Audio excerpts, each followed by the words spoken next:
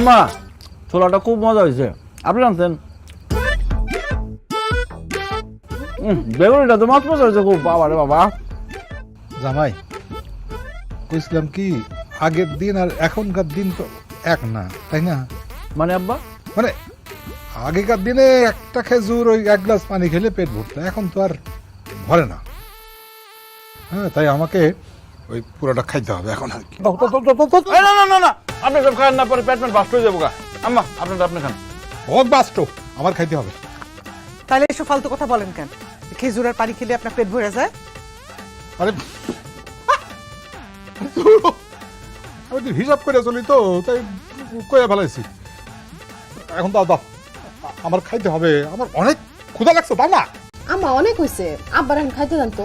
1 minute আব্বা খাইতে পারবো ঠিক আছে কিন্তু আমার কথা দিতে হইব আগামীকালকে আমি আরো বড় করে ইফতার আয়োজন করুন।